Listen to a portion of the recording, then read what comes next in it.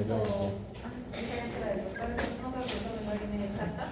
Alguien, además de decir, perdón, me acuerdo su nombre. Camila está haciendo operación delegada, ¿alguien más? Normal, ¿no? Sí, ahí. Está bien. Ya, muy bien, Camila. Te paso mi número de clase y ahí te voy a mandar mañana, más tardar, la forma de calificación por fase, los contenidos de esta fase y la información de donde pueden leer lo que vamos a hacer hoy día.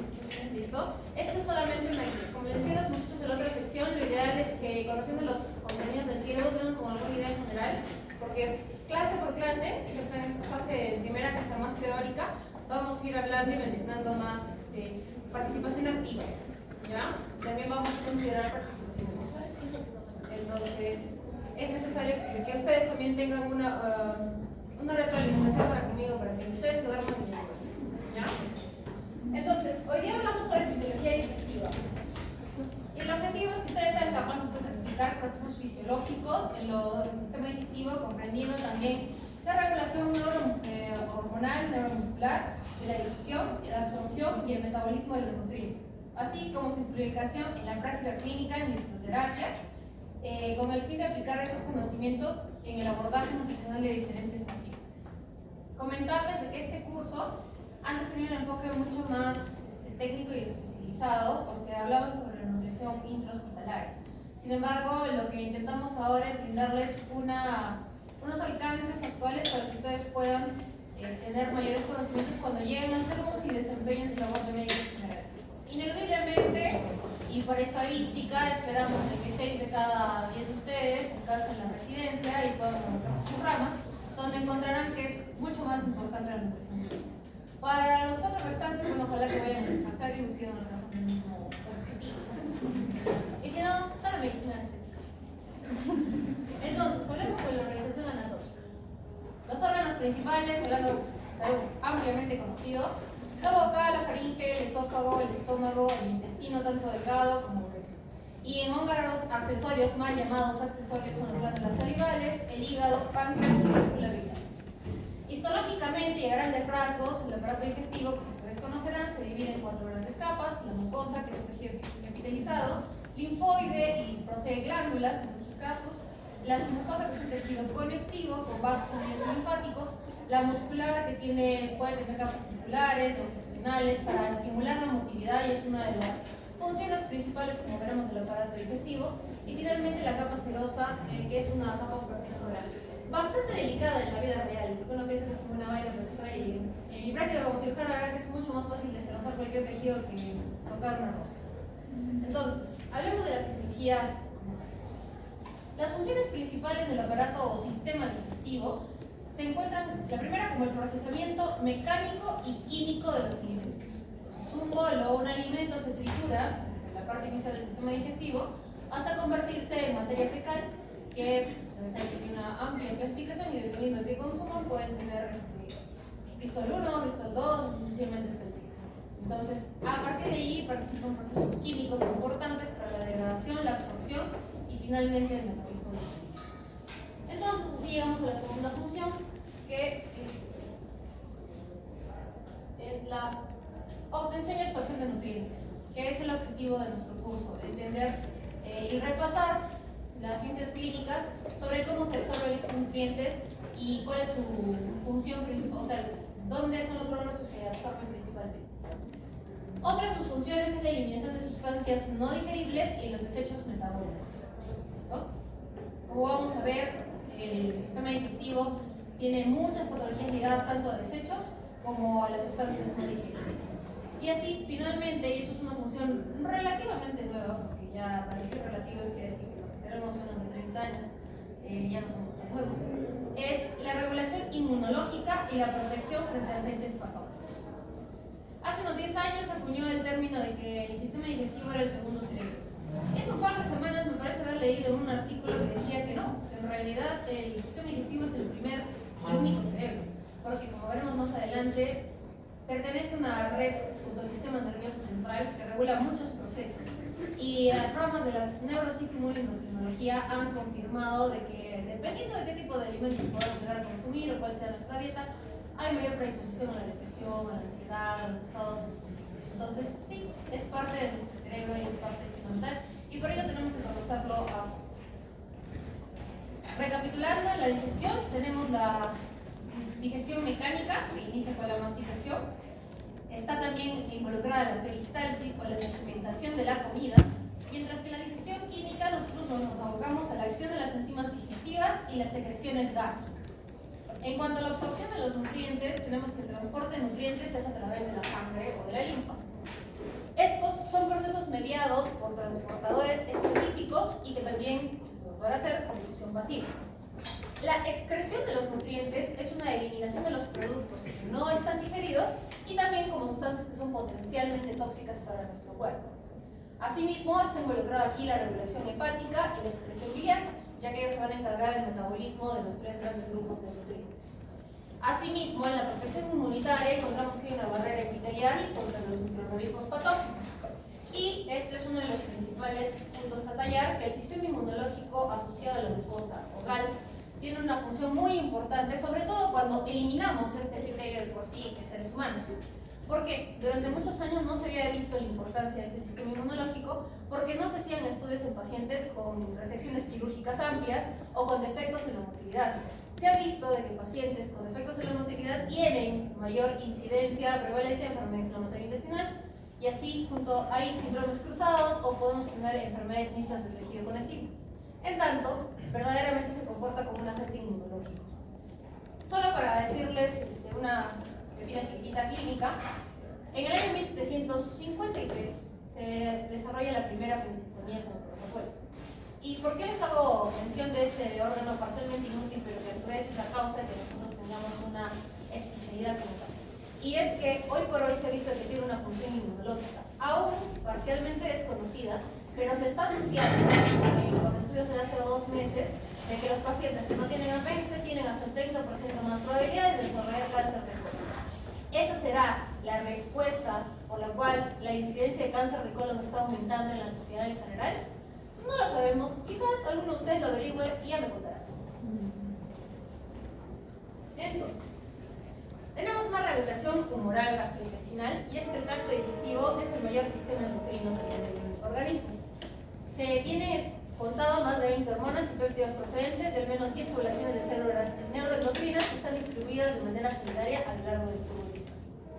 Desde el punto de vista funcional, tenemos aquellas que son abiertas, o sea, que abren el lumen intestinal, que promueve una distensión del lumen intestinal, y las cerradas, que solamente se van a contactar con el estómago. En las primeras porciones del duodeno, por ejemplo, parte de la motilidad gástrica está ampliamente asociada con receptores de serotonina y dopamina. Eso es uno de los motivos por el que el eje del sistema nervioso y el intestino promueve que cuando nosotros comemos una comida grasosa tenemos mayor estas descargas y por ende tenemos mayor sensación de satisfacción. Entonces, comer sí da placer. Así, en los mecanismos de la digestión tenemos 2 grandes mecanismos, como ya hemos comentado: la digestión mecánica, que inicia con la masticación. También estamos involucrados con los movimientos peristálticos, tanto del esófago como del estómago, y la segmentación del intestino delgado, porque tiene una función de mezcla y de una absorción óptima de los nutrientes. En cuanto a la digestión química, hablamos netamente de las enzimas digestivas que van a actuar específicamente sobre las macromoléculas y las van a ir lisando para obtener el nutriente primigenio, que esto se puede absorber, pasa el torrente sanguíneo y puede absorberse, convertirse en ATP y darnos energía para poder escuchar esta clase. Así, en secreciones de las glándulas salivales encontramos ya estas enzimas líticas, como veremos más adelante, también en las secreciones gástricas, pancreáticas e intestinales. Así, el ácido clorhídrico en el estómago es usado para la desnaturalización tanto de las proteínas y asimismo la activación del pepsinógeno, que como ustedes recordarán, da inicio a toda la cascada de absorción, de destrucción de las macromoléculas para su posterior absorción. En cuanto a la motilidad del sistema digestivo, encontramos que existen 2 grandes tipos. La peristalsis, que son ondas coordinadas que impulsan el contenido intestinal, o sea, el bolo fecal que se transporta, bien dicho, por el intestino delgado, y algunos hoy por hoy consideran que también el intestino grueso, ya que presenta ondas largas y ondas cortas de peristalsis, más que un proceso de segmentación propio. Y finalmente, la segmentación, que son movimientos más dedicados a la mezcla, que van a facilitar la absorción.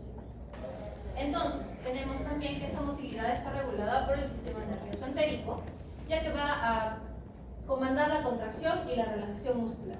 Existen factores hormonales ligados como la motilina, la serotonina y la colecistoquinina. Hay influencias lógicamente externas. Cuando uno está a punto de dar un examen y el día anterior se ha pegado a la bomba de su vida, evidentemente se desencadena el sistema autónomo, ya que tenemos una sensación de una huida porque nos sentimos en extremado peligro. No sabemos si por el profesor que se va a dar cuenta que no hemos estudiado o por lo que va a pasar después cuando nuestros padres se enteren que hemos desperdiciado los casi 300 soles de vida. Entonces, tenemos estos sistemas autónomos y vemos que también hay fibras musculares lisas que tienen un ritmo eléctrico básico que son generadas por células de marcapasos, también conocidas como las células intersticiales de Cajal. Hemos hablado ya de esta clase y hemos comentado que hay una íntima conexión entre el sistema nervioso y el intestino. Constituyen un eje. Entonces, hablemos un poco de su organización. El plexo mientérico controla la motilidad intestinal, mientras que el submucoso regula tanto la secreción y el flujo sanguíneo intestinal. Esto es fundamental. Y a veces lo que yo criticaba como alumna es que quizás cuando yo les presento este concepto suena muy plano y bacán. Estamos viendo que el plexo submucoso y el plexo mientérico. Pero una vez que ustedes hacen unidad y esto lo recuerdan en el internado, en el salud, pónganse en el Hospital Nacional, en el Hospital Mario Delgado, y ven un paciente con intestino corto que tiene la misma cantidad de sangre circulante para un cuarto, un tercio del intestino, van a entender por qué se da un tránsito más acelerado y una absorción deficiente de los nutrientes acompañado de un enfermo. Entonces, eso es lo bonito de la medicina y quiero que lo puedan recalcar desde el día de hoy, chicos. Las clases simplemente son conceptos para que ustedes todos los tomen y que poco a poco puedan hacer unidades clínicas, redes de conocimiento, como dice Cabo. ¿Listo? Entonces, cada cosita que nosotros le damos, lo que les estoy planteando en esta clase, es un breve resumen porque les voy a dar las referencias, pero entiendan que son conceptos súper útiles, así sean no solamente cirujanos. Si me van a hacer una interconsulta de medicina interna, por favor, tengan presente esto, porque no significa que le van a poder dar dietas a su paciente tan rápido, ¿sí? Entonces, cada cosa que nosotros les vamos a brindar, efectivamente es para su uso y su buen aprovechamiento en el futuro. Así, el sistema nervioso entérico tiene funciones importantes como el control autónomo de la digestión, la coordinación de los reflejos digestivos sin la intervención del sistema nervioso central y la comunicación con el sistema inmunológico y endocrino intestinal. Alguna vez en las otras clases me han comentado que por qué yo estoy enseñando nutrición clínica. Yo, una cirujana que no tiene supuestamente absolutamente nada que ver con esto. Y es que la segunda clase de nuestra teoría habla sobre la función digestiva y nosotros somos los grandes culpables de alterar esa función. Por ende, a lo largo y ancho de nuestro mundo, los jefes de las unidades de soporte nutricional avanzado y o artificial somos los cirujanos generales o digestivos porque nos encargamos de destruir, queremos reconstruir lo que construir. Es así de sencillo. ¿Por qué? Porque en muchas de nuestras intervenciones, y esto es algo que son mecanismos recientemente descubiertos, que nosotros dañamos a través de mecanismos térmicos o mecánicos, seccionamos parte de este plexo nervioso autónomo y por eso aparecen dismotilidades en pacientes postoperatorios, generando insuficiencia intestinal. Y ahí les dejo esa pepita porque en algún momento hablaremos de insuficiencia y de falla intestinal. Así, el sistema nervioso también tiene una inervación extrínseca, sea por parasimpática motora, como el nervio vago, el bulbo, los nervios pélvicos, en la médula lumbosacra. Pero posee también una inervación simpática por la médula espinal, toracolumbar, y ahí se encuentran los ganglios celíacos, también dentro del abdomen con los mesentérico superior y los mesentérico inferior. Tiene una inervación intrínseca también a través del sistema nervioso entérico, como ya hemos visto. Y estas relaciones con el sistema nervioso central son una conexión bidireccional y forman el eje intestino-cerebro. Esta influencia nos va a determinar, en muchos casos, el estado de ánimo y también nuestro comportamiento. Así, las secreciones gastrointestinales pueden ser de diferentes tipos. Salivales, con la secreción de la amilasa, como alfa-amilasa salival, llamada talina, y la mucina. El estómago tiene el ácido clorhídrico, el pepsinógeno y el moco protector. Mientras que el páncreas tiene múltiples enzimas digestivas, el páncreas exocrino, ojo, y el bicarbonato. Mientras que el intestino delgado presenta secreciones enzimáticas y el moco intestinal. Estas se regulan a través de la gastrina, la secretina y la colecistoquinina como reguladores clave, y también poseen de la inervación parasimpática y entérica de la modulación de estas secreciones. Así, cuando nosotros ingerimos una poderosa salchipapa o un papayique, lo que tenemos son una respuesta integrada a una comida. Primero, tenemos una fase cefálica, que se va a estar activada por estímulos visuales, olfativos y gustativos. Por eso es un peligro pasar por esa calle, porque evidentemente, cuando haremos una encuesta, 8 de cada 10 terminan comprando algo. Y es porque estimula nuestro hambre. El cerebro capta estas percepciones y finalmente activa, estimula el nervio vago y así la secreción gástrica anticipatoria. Empieza a hacerse más agüita la boca y ya cuentas. Así tenemos la fase gástrica, que es una regulación por distensión gástrica y la presencia de los nutrientes mismos. Una vez que hemos ingerido el poderoso papayique, ya tenemos esta secreción de jugos y así se secreta más gastrina y un aumento de la producción de ácido. Finalmente, en la fase intestinal hay liberación de hormonas intestinales como la colecistoquinina y la secretina. Estas van a inhibir el vaciamiento gástrico y la modulación de la digestión en el intestino delgado. Sin hacerla muy larga, porque estas vamos a hablarlo por partes, existen tanto reflejos positivos como negativos en el tracto gastrointestinal. Existen reflejos de que una vez que llegada la fase gástrica, el colon también se activa. A través de estos neurotransmisores de serotonina, principalmente, encontramos un reflejo y el colon se contrae. La ampolla rectal se contrae y es por eso que cuando nos metemos en el atracón de nuestra vida, también necesitamos ocupar el baño, porque es un reflejo positivo. Sin embargo, cuando este bolo alimenticio que ha pasado por el estómago y el intestino llega al niño, muchas veces es un reflejo negativo y positivo. ¿Vale? Y esa es una de las razones por las cuales hoy por hoy los inhibidores de la GLP, los análogos de la GLP-1 como el Ozempic y la Saxenda, están teniendo tanta boga en los endocrinólogos para poder lograr una baja de peso. Disminuyen el vaciamiento gástrico y con ello estimulan el reflejo negativo para generar una sensación de saciedad y al mismo tiempo evitar comer y al mismo tiempo procesar con menor facilidad y al mismo tiempo lograr menor absorción. ¿Ya? No debería decir esto porque soy cirujano, yo vivo del sentido oriental. Entonces, ¿qué va a afectar el apetito? La glicemia, los glucorreceptores presentes tanto en el hipotálamo, la ingestión de los lípidos, porque la colecistoquinina tiene una acción muy importante a través de ellos, la presencia misma de la calcitonina, la insulina y el glucagón que se secretan como consecuencia de la lisis de estos carbohidratos, y la presencia del tejido adiposo o de la leptina, que inhibe el neuropéptido Y, que se encuentra en el hígado. Asimismo, la distensión gástrica también afecta la producción de estas hormonas y con ello la sensación de hambre o de saciedad. La saliva, entonces, se produce más o menos de 1 a 2 litros al día. Es una secreción basal y es un líquido isotónico, compuesto a través de agua, electrolitos y proteínas, y más o menos tiene una tasa de 0.5 mililitros por minuto, que es una secreción que mantiene la humedad. En cuanto al sistema parasimpático, va a aumentar la tasa de esta secreción mucosa, mientras que el simpático también aumenta el contenido de proteínas mucoides. Tenemos diferentes reflejos salivales. El más simple es estimulado a través de los quimioreceptores de la boca y de la faringe. Más complejos es a través de pensar, de oler o de determinados estímulos, que no necesariamente son comida. En cuanto a la denervación, encontramos babeo y la ley Kalman de la hipersensibilidad. Encontramos también que la acetilcolina circulante va a estimular el receptor de la zona neuroefectora con un aumento del número de receptores. Así, la deglución es un reflejo del todo o nada, porque más o menos producimos 600 degluciones diarias, 200 comiendo, yo creo que realmente son un poquito más de que comamos también, 350 despiertos y 50 dormidos, porque principalmente para pasar esa saliva que vamos a producir.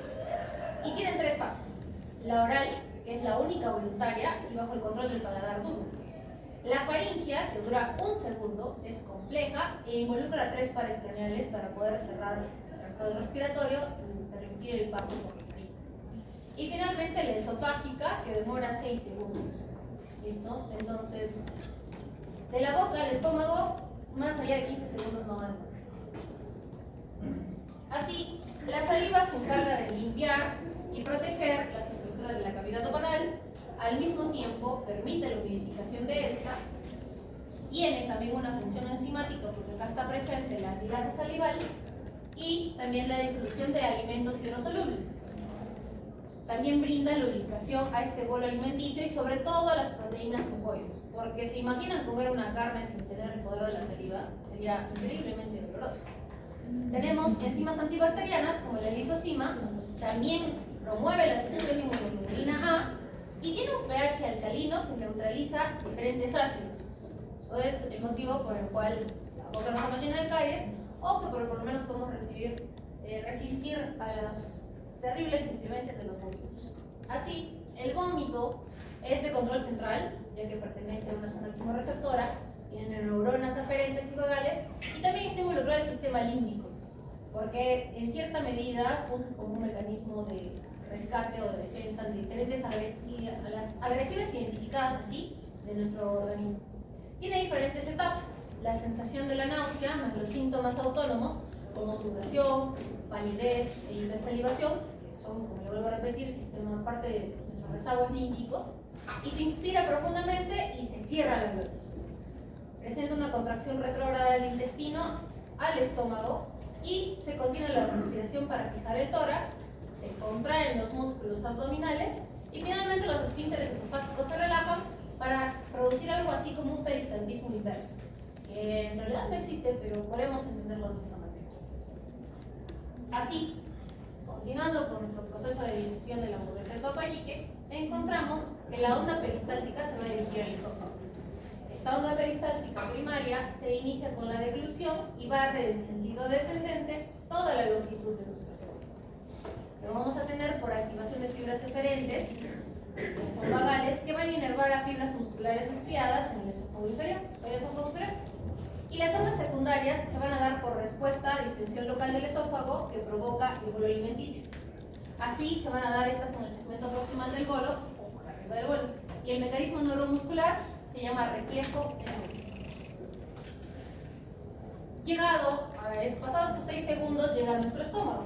Entonces, ¿qué es lo primero con lo que se va a encontrar? Con secreciones gástricas. Componente principal tenemos el ácido clorhídrico, que es encargado de la digestión y la protección antimicrobiana. La pepsina también es otra enzima que está encargada de la degradación de las proteínas. También tenemos el factor intrínseco, que es fundamental para la absorción de la vitamina B12. Y por supuesto la presencia del moco gástrico como barrera protectora para el ácido. Espectroscópicamente, lo que nosotros vemos en una secreción gástrica es justamente lo que aparece en el final y que mal llamamos saliva, pero básicamente es una secreción mucoide, que parece como una baba. Entonces, cuando colocan sus ondas nasogástricas, sean internitos, la secreción gástrica clásica es la que más se asemeja a la saliva. Es transparente, tiene una fibra como si realmente fuera chiclosa, viscosa, pero semi-transparente. El estómago también presenta diferentes glándulas, las gástricas, las cardiales y las pilóricas. Tiene estímulos positivos como la gastrina, la histamina y la acetilcolina, y estímulos negativos contrarreguladores como la somatostatina y la prestatina. Así, el ácido clorhídrico es el principal, el que le da el pH, el que nos ayuda a fijar las estructuras y está encargado de la desnaturalización de las proteínas porque facilita su digestión. También activa el pepsinógeno en pepsina, esto desencadena la digestión y elimina los microorganismos de los alimentos. Es considerado como uno de los factores principales de la barrera del sistema digestivo porque se encarga de eliminar estos microorganismos. Y por eso nuestra microbiota, más adelante, es nuestra microbiota y contiene solo los microorganismos que nos ayudan evolutivamente a poder digerir estos alimentos. Está regulada por la gastrina, la histamina y el nervio vago de manera positiva y está inhibida por un pH bajo en el estómago y asimismo la eliminación de las hormonas. Como factores protectores de esta mucosa encontramos el moco, que reviste toda la parte interior y luz de nuestro estómago, y el bicarbonato que son secretados por estas células epiteliales. Presenta también una barrera epitelial con uniones estrechas entre células y tiene un flujo sanguíneo mucoso que va a neutralizar el ácido. De esta manera se comporta como una cápsula dentro de una cápsula y así permite que cumpla su función sin dañar el resto de los tejidos, porque recordemos que el pH del estómago es uno de los más ácidos de nuestro medio y que podría ocasionar tranquilamente una lesión en cualquiera de nuestros órganos. Así como factores agresores encontramos el ácido gástrico mismo y la pepsina. Hay fármacos como los AINES que van a reducir la síntesis de estas prostaglandinas con factores inhibidores y por tanto hay una mayor secreción, mayor acidez, la génesis y la fisiopatología de tener úlceras gástricas o úlceras duodenales. La presencia de un agente bacteriano como el Helicobacter pylori también es causa de gastritis y asimismo de las úlceras gástricas.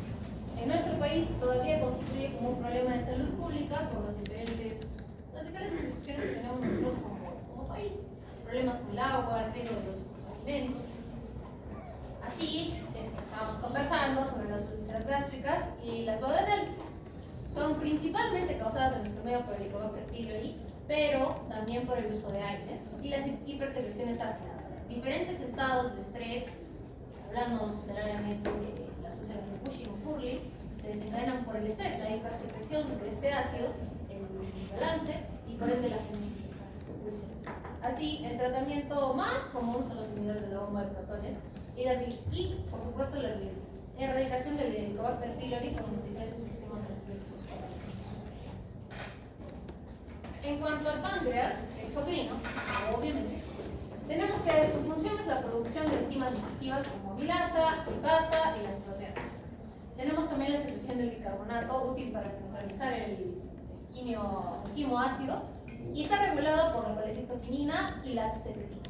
Está influenciado por el sistema nervioso parasimpático en la activación de la secreción pancreática. Y encontramos diferentes hormonas como la secretina, que induce la secreción de este bicarbonato, la colecistoquinina, que va a liberar las enzimas digestivas, y la insulina y el glucagón, que regulan toda la mecánica y el metabolismo postprandial. Neuralmente encontramos que el nervio vago va a ser quien active esta secreción pancreática anticipatoria para prepararse para recibir este vuelo. Y el sistema nervioso entérico modula la respuesta pancreática al contenido luminal. Es por eso que también una de las causas por las que un paciente con pancreatitis aguda no debería recibir mayor estímulo, ya que vamos a activar todos estos mecanismos pancreáticos y al estar obstruido, ocluido, estenosado el conducto de Wilson, que es por donde salen todas estas enzimas, generamos mayor inflamación porque la labor de estas enzimas es degradar y van a degradar el tejido pancreático. Que primero se genera una inflamación y ya tienen ahí la fisiopatología de ese conducto. En el intestino delgado, en tanto, lo primero que vamos a hablar es la absorción de agua y electrolitos. Se da a través del transporte de sodio y glucosa para la reabsorción de agua, como podemos ver en el esquema, y también con la presencia de canales de cloro y los mecanismos de transporte activo para la absorción de los diferentes iones. Está regulada por la aldosterona y la vasopresina y también por el mismo sistema nervioso entérico en el transporte externo. En cuanto al intestino delgado, vemos que alberga billones de microorganismos, incluyendo bacterias, virus y hongos. Si nos enfocamos en la medicina moderna, en los inicios de la medicina moderna, teníamos la concepción de que nuestro tubo digestivo nos pertenecía únicamente a nosotros.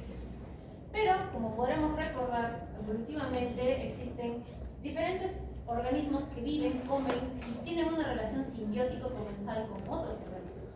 Lo mismo pasa en nuestro cuerpo y uno de los entes más en boga de los últimos 20 años de este siglo es el estudio del microbioma y de la microbiota, ya que se han relacionado diferentes tipos de enfermedades, ya sean crónicas o agudas, y por tanto el intestino se convierte en la vedette de este estudio, ya que de acuerdo a las múltiples colonias o poblaciones que puedan existir de bacterias, se ha visto la relación con diferentes enfermedades.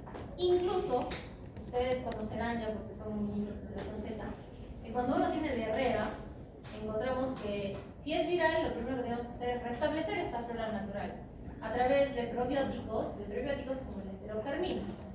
Sin embargo, se ha visto que la enterogermina es inútil para los medios en los que nos encontramos ahora.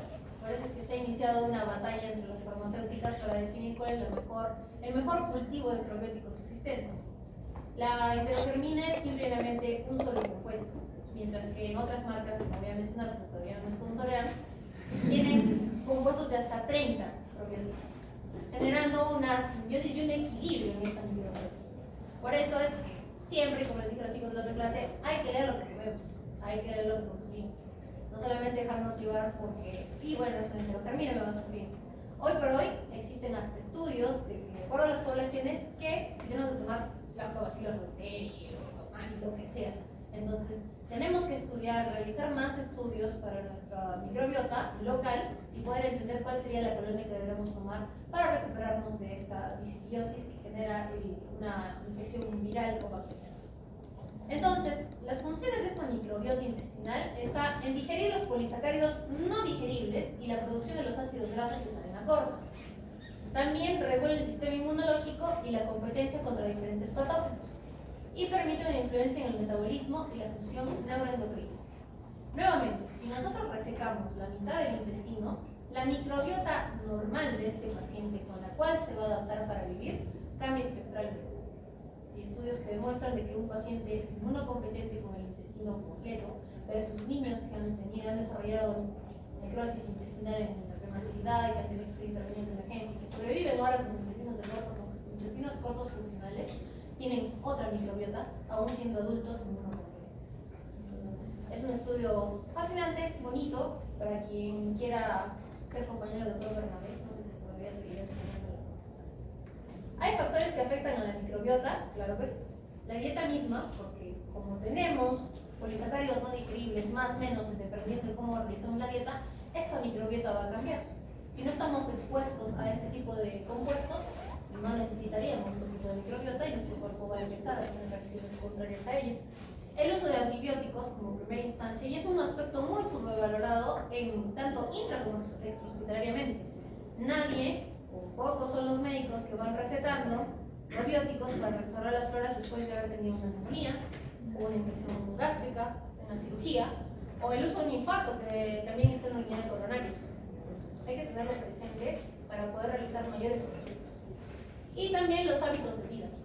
Hay diferentes hábitos y exposiciones que están relacionados con diferentes tipos de agentes probióticos. Así, la microbiota y la inmunidad intestinal están íntimamente relacionadas, ya que el sistema inmunitario intestinal interactúa con esta microbiota para mantener la homeostasis. Así, hay una relación entre la disbiosis intestinal y las enfermedades autoinmunes.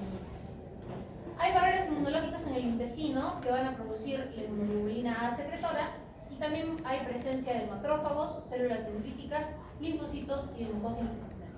Esta fue la génesis por la cual se descubrió la microbiota, porque a pesar de tener todos estos agentes inmunitarios, se vio que no combatían contra estas bacterias y por ende se les dio mayor importancia para poder estudiarlas, y ahí se descubrió su rol en la digestión sobre todo.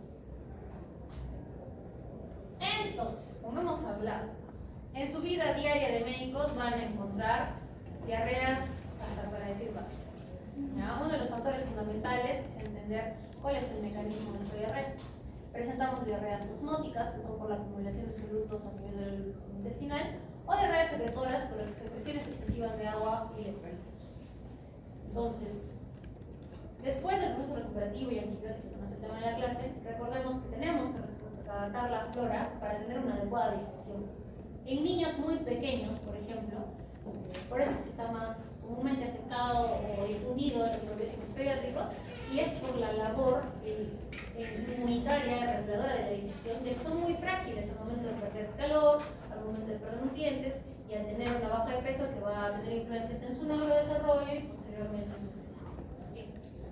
El estreñimiento es una reducción del tránsito gastrointestinal y dificulta la evacuación. No existe estreñimiento como solo estreñimiento.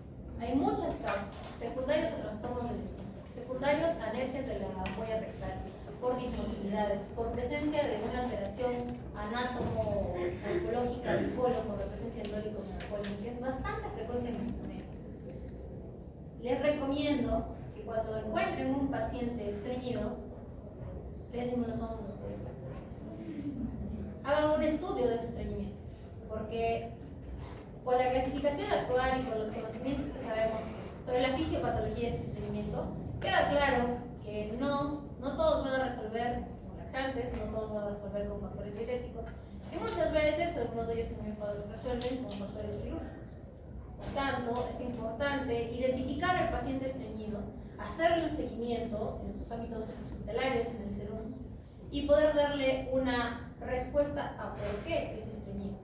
Porque también podría tener alteraciones en la microbiota, alteraciones en la digestión, y el problema se vuelve mucho más complejo. Un adulto mayor complejo, que acude a su consulta con nutricionistas, que presenta una desnutrición y que encima es estreñido, ciertamente va a tener un problema nutricional allí asociado. Va a querer comer menos, y está asociado a un trastorno mecánico, una disponibilidad, puede haber mayor o menor grado de desnutrición, y por eso es importante que ustedes también lo sepan. Entonces, en el eje intestino del cerebro recordemos un poco que hay una influencia de la microbiota en la neuroinflamación. Hay una interacción entre esta microbiota y la salud mental. Se ha relacionado también con enfermedades neurológicas como la depresión y la ansiedad. Por todo esto, y creo que la lección de la clase es que comer cambia nuestro estado de ánimo. Comer va a determinar si nos sentimos felices y tranquilos. Y no necesariamente comer este papayique, que es la idea de nuestra clase, va a producirnos una felicidad momentánea, porque también se ha visto de que promueve colonias alteradas de la microbiota y eso también genera mayor ansiedad. Ah, chiquito, el café también regula la microbiota. Entonces, como correlación clínica, tenemos que hay diferentes enfermedades metabólicas también relacionadas con la microbiota. Están relacionados con la obesidad, con la diabetes tipo 2. Y quizás nos volvemos un poco reduccionistas en decir que hoy por hoy la microbiota se ha visto como el eje que te produce cáncer, el eje que te va a producir alteraciones neurológicas, que te va a dar obesidad y que te va a dar diabetes. Pero aparentemente no solo somos un ser humano, sino somos un montón de seres viviendo dentro de un ser más grande. Y bueno, somos un titán de esas bacterias. Está relacionado con la resistencia a la insulina y la regulación del metabolismo energético. Chiquito, hemos visto que de la insulina ahora hemos avanzado mucho. Tenemos antibióticos orales, tenemos inhibidores de la GLP-1 y próximamente, probablemente, a pesar de que tenemos la cirugía bariátrica, no sé por qué yo me hago antifama, está el uso de colonias de microbiota para poder regular los picos de insulina. Así, el sistema inmunológico de la mucosa gastrointestinal, o también llamado GAL, es una defensa clave contra los patógenos intestinales. Está compuesto por las placas de Peyer en el intestino delgado y las células inmunitarias de la lámina propia a lo largo de todo el intestino. Como función tiene la diferenciación entre diferentes microorganismos que son beneficiosos y los patógenos, que van a constituir nuevamente nuestra microbiota, y presenta una regulación de las respuestas inflamatorias y de la tolerancia. Entonces, ¿qué pasa cuando todas estas cosas que acabamos de comentar están alteradas? Antes, las madres podrían haber dicho que sus hijos, o sus esposos, o sus esposas, o sus esposes eran simplemente mañosos por comer algo. Cuando recibíamos un alimento, un brócoli, y le caía mal al nene, la nena, distensión abdominal, dispepsia, mayor cantidad de platos, ¿por qué se producía? Entonces, antes no se tenía esa respuesta.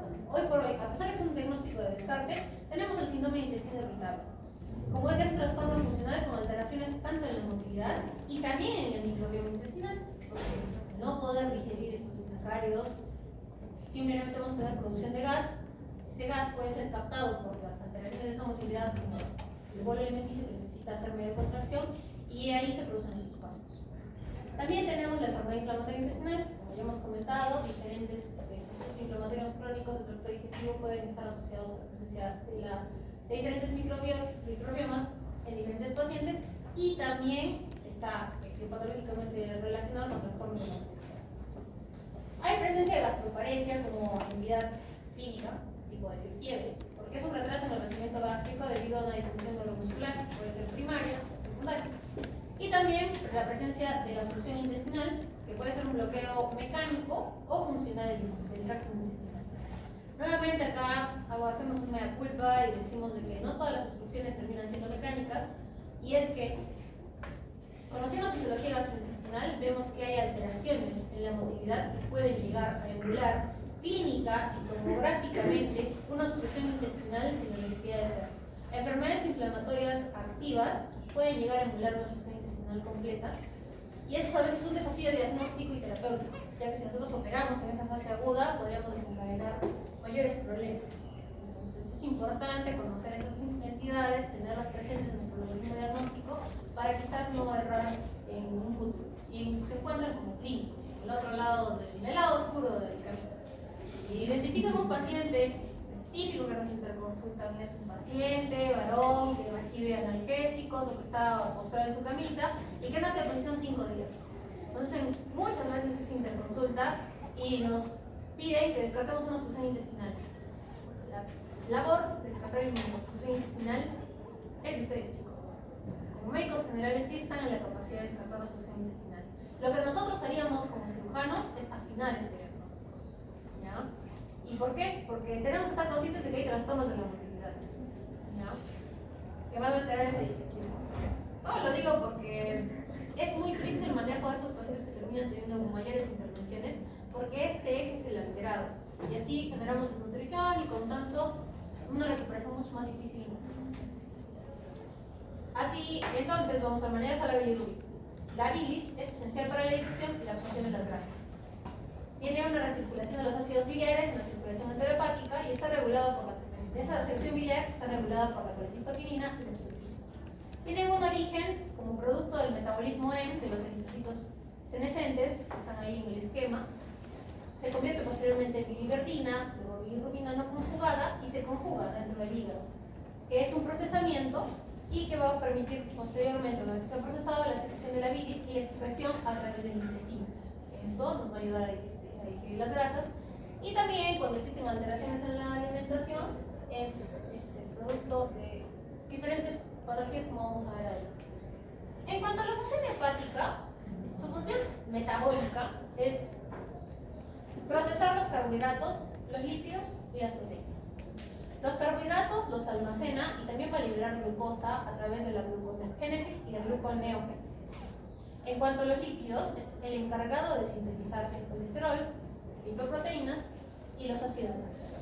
Mientras que con las proteínas va a convertir el amoníaco en urea para su eliminación, como ya veremos en las siguientes clases, en el terrible ciclo del amonio.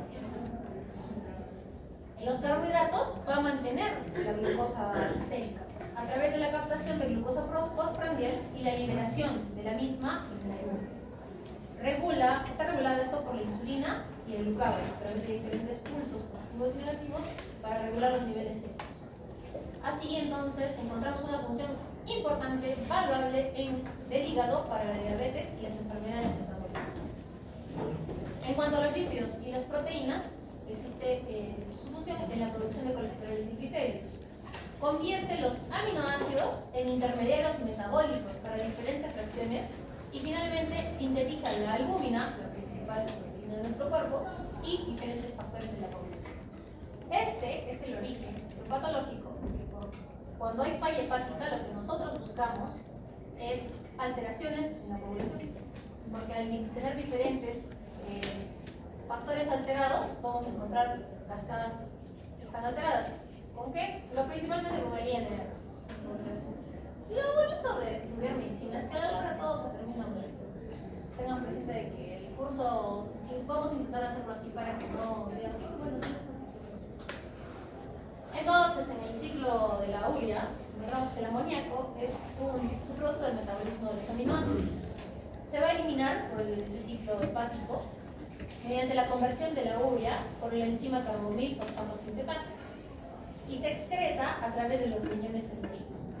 Entonces, lo que nosotros vamos a ver en la nutrición es el rol y la... ¿cómo decir?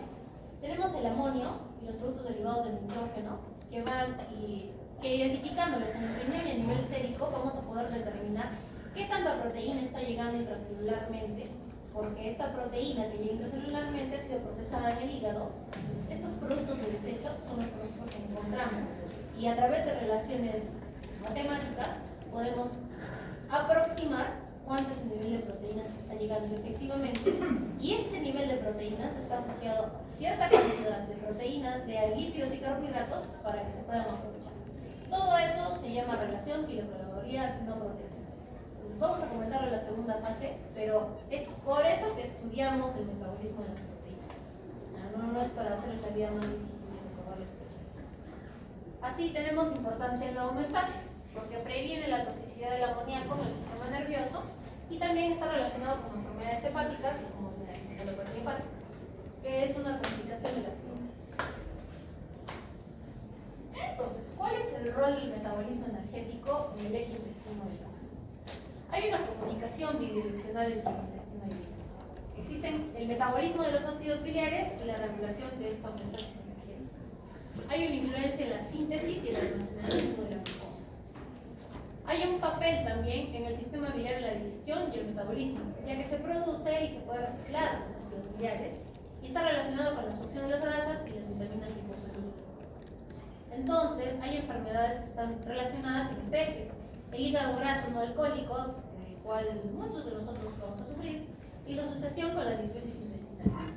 También está relacionado con la cirrosis hepática y se impacta en la función digestiva y metabólica. ¿Cuáles son las estrategias entonces? Hay que modular la microbioma intestinal para mejorar la salud hepática. Y el uso de ácidos biliares sintéticos en enfermedades hepáticas avanzadas es aplicable para evitar las complicaciones, es decir, intentar regular y devolverle la homeostasis. Otra perlita que está ahí es que quirúrgicamente este eje está visto porque los trasplantes intestinales solos están mayormente relacionados al fracaso si no se asocian a un trasplante hepático. Y eso es porque al inicio no se pensaba si era solo por daño hepático, si es que el paciente tenía cirrosis. Sin embargo, se ha visto que pacientes con funciones hepáticas relativamente competentes llegan a rechazar este trasplante intestinal y por eso es que ahora se promueve el trasplante multivisceral. Hemos hablado ya de la cirrosis, que es una fibrosis hepática progresiva y que va a afectar la función del hígado. Si afecta la función del hígado, entonces estamos afectando la producción y el metabolismo de carbohidratos, lípidos y proteínas. Es una de las razones por las cuales empíricamente no se recomienda el consumo excesivo de proteínas o de ciertos tipos de proteínas en un paciente con enfermedad hepática. En las hepatitis, en tanto, reconozcamos que es una inflamación hepática causada por virus, por alcohol o por fármacos, que puede ser tanto aguda o crónica. Y finalmente la insuficiencia hepática, que es una pérdida de función hepática por acumulación de toxinas, que generalmente puede ser aguda o hiperaguda. En cuanto a las enfermedades biliares, y somos uno de los lugares con mayor prevalencia e incidencia a nivel mundial de coleliquiasis, de la formación de cálculos biliares por desequilibrio de la bilis, y asimismo con su posterior inflamación, que la constituye la colecistitis, y tenemos una relación con el metabolismo tanto de los lípidos y dietas altas en grasa. Hemos llegado entonces a la última parte de la clase, para que no se duerman. Y este es el grueso de la clase. Lo he hecho de manera muy sintética, no voy a repetir de pacorreta todo esto, se voy a alcanzar, pero es lo que más van a recordar y lo que más les van a preguntar en un servicio quirúrgico y en un servicio de medicina en su internado. Porque asumimos que todos quieren llegar al internado, entonces esto les va a servir. En el duodeno tenemos una amplia cantidad de minerales, vitaminas, de carbohidratos y de proteínas que se van a absorber en el sistema. Mientras que en el yeyuno ya tiene que llegar el contenido más lisado. En el ilio, de manera práctica, se absorbe vitamina B12, sales biliares, agua y electrolitos. Mientras que en el colon encontramos agua, porque absorbe electrolitos, sobre todo en el colon derecho, y ácidos grasos de cadena corta.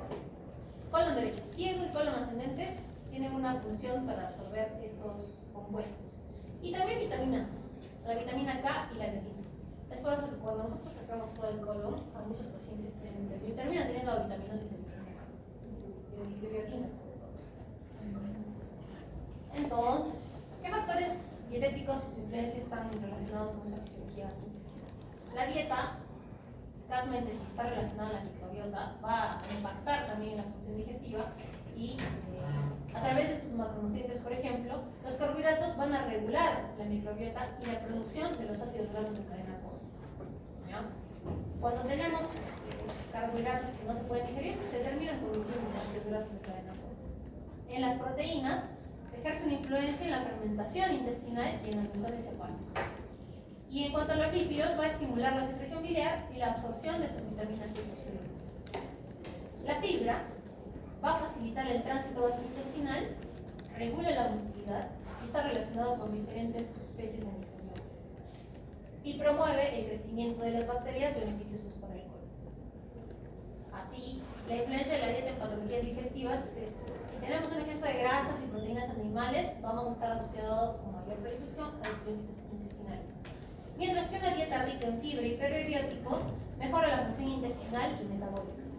También se ha visto que diferentes estudios asocian el consumo rico de fibra y de diferentes alimentos ricos en omega 3 como un factor protector en contra del cáncer de colon. No lo digo yo, lo dice la OJCC. Dejen de consumir tanta parrilla y consuman un poquito más de fibra. La carne está considerada como un carcinógeno tipo 2 y se vuelve carcinógeno tipo 1 si lo consumimos de manera ahumada, ultraprocesada y se toma 2 veces por semana. Es que, en verdad, dejen la parrilla. ¿Qué relación tiene el sistema digestivo en nuestra salud? Están íntimamente relacionados. Hemos dicho que es el segundo cerebro, hemos dicho que es el primer cerebro, hemos dicho que es el único cerebro que tiene. Entonces, tiene una función inmunológica muy importante. Tiene una influencia en la regulación de la inflamación sistémica. Hay enfermedades íntimamente relacionadas, lo hemos visto. Alteraciones en la motilidad, alteraciones metabólicas, obesidad, diabetes. Entonces va a haber un impacto muy importante en la disbiosis y en la resistencia a la insulina y la génesis de diabetes tipo 2. En las enfermedades cardiovasculares, obviamente ya se ha visto una relación entre el consumo de grasas, la acumulación de grasas de la circulación coronaria y la estenosis de las mismas, en la angina de pecho, sobre todo, la placa cardíaca y posteriormente es la primera causa de muerte a nivel mundial. Y todo empieza por el papayito, ¿no? Hay una relación entre la dieta y el obvio desarrollo de la aterosclerosis. Y un problema local, que quienes van a viajar a Australia, a España, a Estados Unidos, a hacer su residencia, van a notar que la dieta es diametralmente diferente. Y eso afecta, porque nosotros, como ya les he dicho, los arequipeños tenemos una de las incidencias y prevalencias más altas de enfermedades de patología biliar, de responsabilidad del paciente.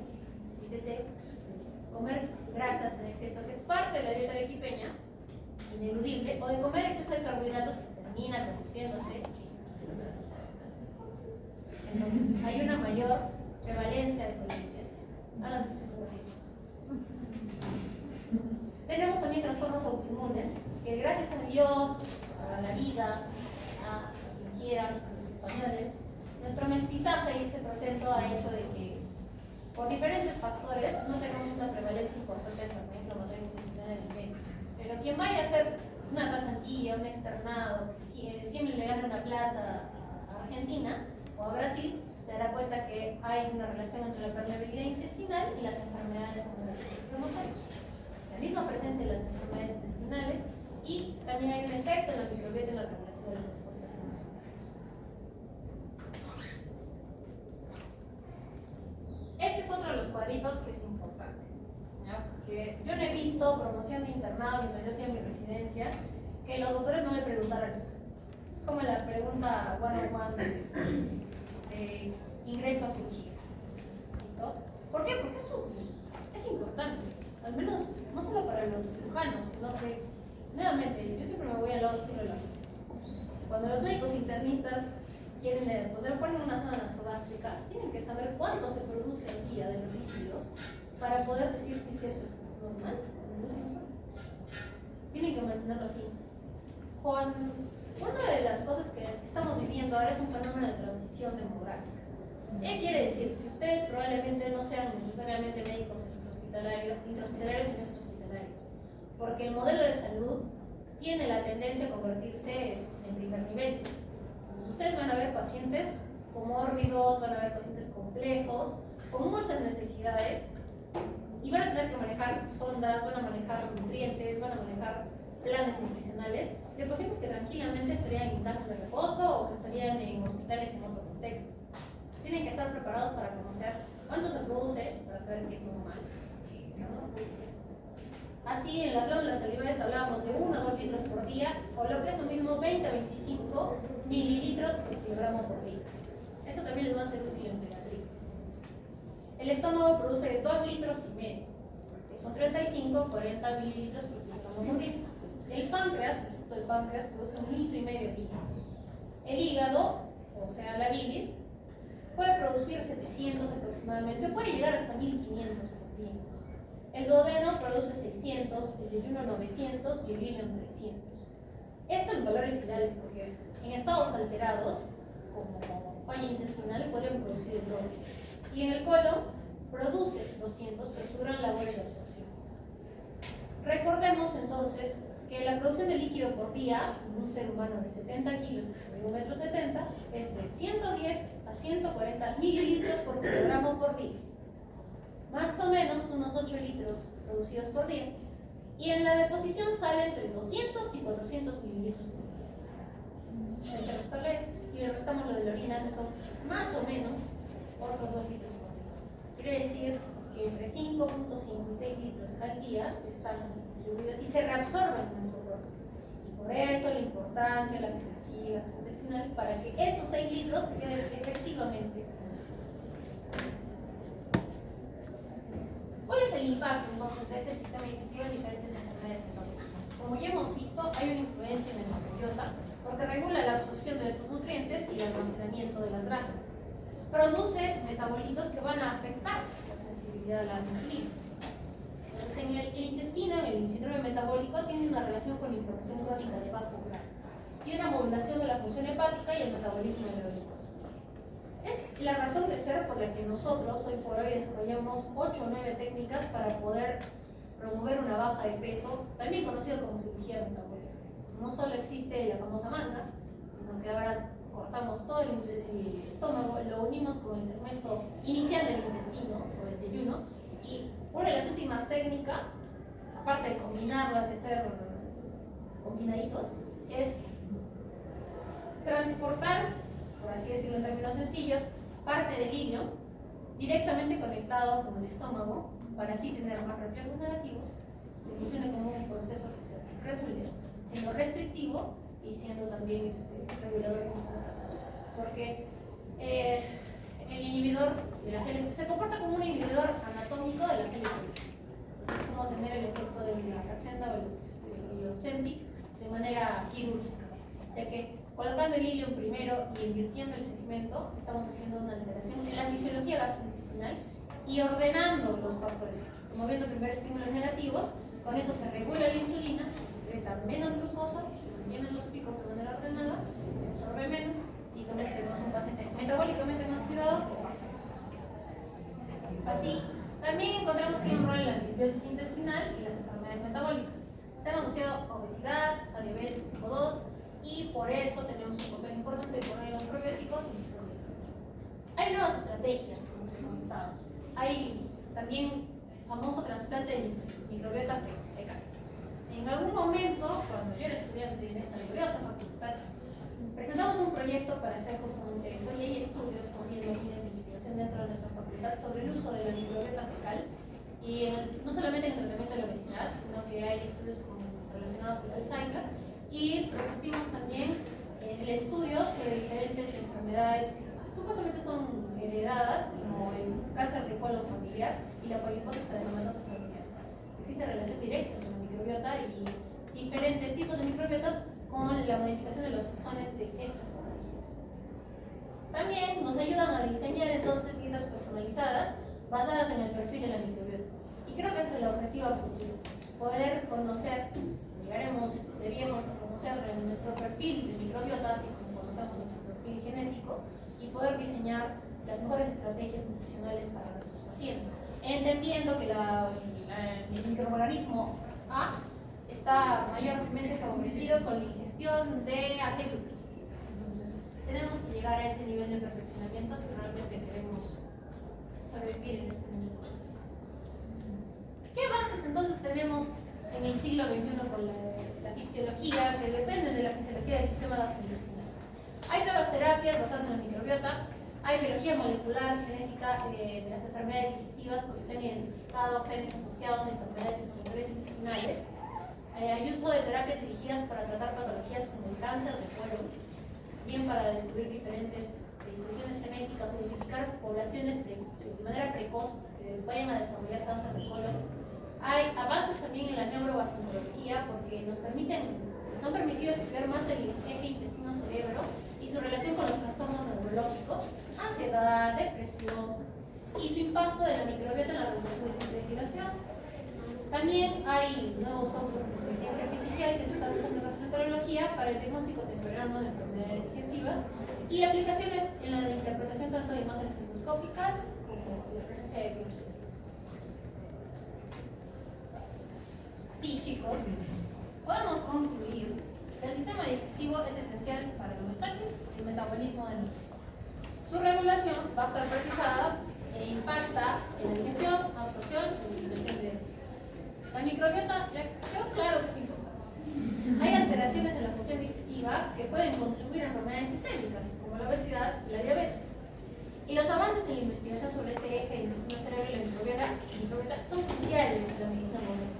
Si alguien quiere hacer una investigación, por favor, en su internado, dejen de poner ansiedad y depresión en el interno de medicina de tal hospital. O sea, hagan algo, por favor, chicos, ¿ya? Porque y es tesis de mi promoción, que éramos 100, salió de ansiedad y depresión en el puesto de salud, ansiedad y depresión, entonces pongan ansiedad y depresión relacionadas con una colonia microbiota. La universidad tiene recursos, úsenlos, presenten su proyecto, pero interésense desde ya. Sexto año es el año donde hacen taller de tesis. Que no sea solo para estudiar otros cursos. De verdad, hay fondos concursores de 100.000 soles, de 200.000 soles y pueden hacer historia.